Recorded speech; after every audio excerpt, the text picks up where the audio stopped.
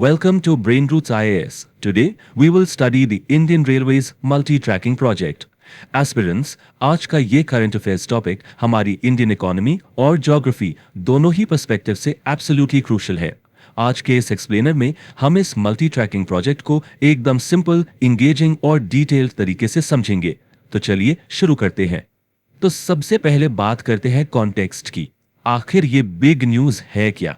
हाल ही में हमारे prime minister की चेयरमैनशिप में cabinet committee on economic affairs ने इन मैसिव मल्टी ट्रैकिंग प्रोजेक्ट्स को अप्रूव किया है और इनकी टोटल एस्टिमेटेड कॉस्ट पता है कितनी है? लगभग 23,447 करोड़ रुपए। ये लिटरली एक मैसिव अमाउंट है जो क्लियरली दिखाता है कि गवर्नमेंट रेलवे इंफ्रास्ट्रक्चर एक्सपेंशन को इस वक्त कितनी हाई प्रायोरिटी दे रही है। अब इस फाइनेंशियल स्केल के साथ साथ इसका ज्योग्राफिकल स्पैन भी उतना ही मैसिव होने वाला है। ये पूरा एक्सपेंशन लगभग 901 किलोमीटर्स का होगा, जो हमारे देश के इन 19 डिस्ट्रिक्ट्स और 6 स्टेट्स को कवर करेगा। इसका सीधा सा मतलब ये है कि इंडियन रेलवेज का एग्जिस्टिंग नेटवर्क अब एक्सपोनेंशियली ग्रो करने वाला है, क्योंकि देखिए कनेक्टिविटी ही आखिर रियल ग्रोथ की है और ये फिगर्स इस बात को परफेक्टली प्रूव करते हैं।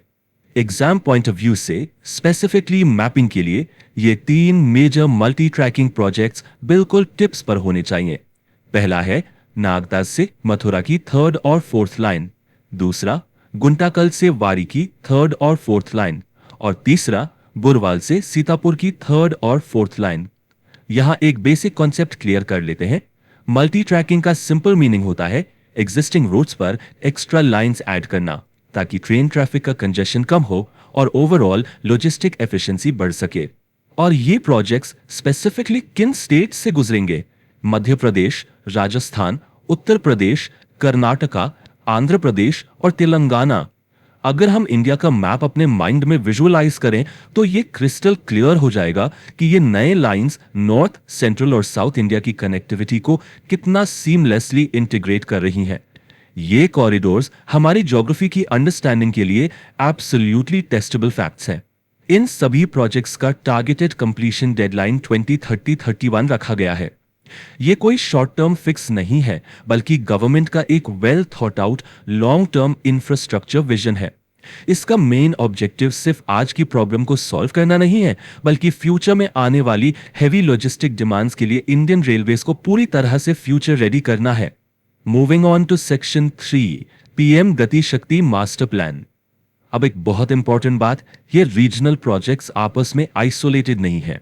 इनका फाउंडेशन एक ब्रॉडर अम्ब्रेला पॉलिसी पर बेस्ड है, और वो क्या है? पीएम गति शक्ति नेशनल मास्टर प्लान। एकदम सिंपल शब्दों में समझे तो ये एक ऐसा फ्रेमवर्क है जिसका main focus multi modal connectivity और लॉजिस्टिक एफिशिएंसी को एनहांस करना है। इस प्लान के अंडर प्रॉपर इंटीग्रेटेड प्लानिंग और स्टेक होल्डर कंसल्टेशंस होती हैं, ताकि ऑपरेशंस को इफेक्टिवली स्ट्रीमलाइन किया जा सके और उन सारे डिलेज को एलिमिनेट किया जा सके जो हमारी इकोनॉमिक ग्रोथ को रोकते हैं। इस पॉलिसी की कोर फिलॉसफी बहुत ही क्लियर है, हमारे रीजन्स को आत्मनिर्भर यानी सेल्फ रिलायंट बनाना। जब लोगों का, गुड्स का और सर्विसेज का मूवमेंट एकदम सीमलेस होगा, तभी तो वहां की लोकल इंडस्ट्रीज ग्रो करेंगी। इस कॉम्प्रिहेंसिव डेवलपमेंट का सबसे बड़ा फायदा यह होगा कि लोकल एरियाज में एम्प्लॉयमेंट और सेल्फ एम्प्लॉयमेंट की ऐसी नई अपॉर्चुनिटीज क्रिएट होंगी जो पहले एग्जिस्ट ही नहीं करती थीं। Socio economic and cultural impacts. देखिए, इंफ्रास्ट्रक्चर डेवलपमेंट का मतलब सिर्फ स्टील और सीमेंट लगाना नहीं होता। इन नए रेलवे लाइंस का उन एरियाज के आम नागरिकों पर एक बहुत डीप और डायरेक्ट इंपैक्ट पड़ेगा। ये मल्टी ट्रैकिंग प्रोजेक्ट लगभग 4161 विलेजेस की कनेक्टिविटी को ड्रामेटिकली इंप्रूव करेगा। इसका सीधा सा मतलब है कि करीब 83 लाख की ह्यूज पॉपुलेशन अब मेन स्ट्रीम इकोनॉमिक फोल्ड से कंप्लीटली जुड़ जाएगी। उनकी रीच अब डायरेक्टली बड़े और प्रॉफिटेबल मार्केट्स तक हो जाएगी। और इस कनेक्टिविटी का एक बहुत बड़ा हिस्सा हमारे टूरिज्म और कल्चर से भी डायरेक्टली जुड़ा हुआ है। इसे ऐसे समझते हैं, एक तरफ हमारे पास famous wildlife and nature spots हैं, जैसे रणथंबोर, कूनो और कियोलियो नेशनल पार्क। वहीं दूसरी तरफ स्पिरिचुअल और रिलीजियस डेस्टिनेशंस की एक लंबी लिस्ट है, जैसे महाकालेश्वर, मथुरा, वृंदावन, मंत्रालयम, कसापुरम, नैमिषारण्य और शामनाथ टेम्पल। इन सभी इंपॉर्टेंट लोकेशंस पर जब रेल कनेक्टिविटी स्मूथ होगी तो टूरिज्म में एक जबरदस्त बूम आएगा और इससे वहां की लोकल इकोनॉमी को एक मैसिव बूस्ट मिलेगा। यहाँ एक ऑब्वियस क्वेश्चन आता है कि हैवी कमोडिटीज के ट्रांसपोर्ट के लिए हम रोड्स की जगह रेल नेटवर्क को इतना क्यों प्रेफर करते हैं।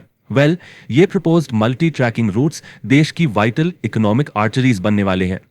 इन्हीं रूट्स के थ्रू एनर्जी सेक्टर के लिए कोल और पीओएल यानी petroleum oil and lubricants, agriculture के लिए फूड ग्रेन्स और फर्टिलाइजर्स और इंफ्रास्ट्रक्चर के लिए सीमेंट, आयरन और स्टील जैसी एसेंशियल कमोडिटीज का ट्रांसपोर्ट बहुत ही फास्ट, सेफ और रिलायबल हो जाएगा। और इन सभी कैपेसिटी ऑगमेंटेशन वर्क्स का सबसे बड़ा और क्वांटिफाइबल रिजल्ट क्या होगा? ये पर्टिकुलर फिगर 60 MTP यानी 60 मिलियन टन्स पर एनम। हर साल लगभग 60 मिलियन टन्स का एडिशनल फ्रेट ट्रैफिक अकेले इस नेटवर्क पर हैंडल किया जा सकेगा। हमारी फास्ट ग्रोइंग इकोनॉमी के लिए ये फ्रैंकली एक गेम चेंजिंग लॉजिस्टिक विक्ट्री है। रियल नेटवर्क यूज करने के ना डुअल बेनिफिट्स होते हैं। एक तरफ अगर हम इकोनॉमिक फायदा देखें तो हमारा देश लगभग 37 करोड़ लीटर तेल का इंपोर्ट बचा सकेगा। क्यों? क्योंकि रेल ट्रांसपोर्ट रोड के कंपैरिजन में काफी ज्यादा एनर्जी एफिशिएंट होता है। और दूसरी तरफ अगर हम एनवायरमेंटल फायदा देखें तो इस शिफ्ट से लगभग 185 crore KG CO2 emissions reduce होंगे। ये लिटरली मैक्रो इकोनॉमिक्स और इकोलॉजी का एक परफेक्ट कॉम्बिनेशन है। अगर हम इस 185 करोड़ केजी CO2 रिडक्शन को एक सिंपल फिजिकल एनालॉजी से समझना चाहें तो ये बिल्कुल वैसा ही है जैसे हमने मिलकर एनवायरनमेंट पे 7 करोड़ नए पेड़ लगा दिए हों। Incredible, isn't it? Indian railways actually एक बहुत ही environment friendly mode of transportation है जो हमारे देश के ग्लोबल क्लाइमेट गोल्स को अचीव करने में और साथ ही साथ डोमेस्टिक लॉजिस्टिक्स कॉस्ट को मिनिमाइज करने में एक एब्सोल्युटली वाइटल रोल प्ले कर रहा है। अब टाइम है हमारी लर्निंग को जेन्युइनली टेस्ट करने का। So consider the following statements regarding the recently approved Indian rails multi tracking projects. पहला स्टेटमेंट कहता है कि इन कैपेसिटी ऑगमेंटेशन वर्क्स का aim additional 60 MTPF freight traffic generate करना है। दूसरा स्टेटमेंट कहता है कि ये प्रोजेक्ट्स एक्सक्लूसिवली साउथ इंडिया की स्टेट्स में कॉन्सेंट्रेटेड हैं।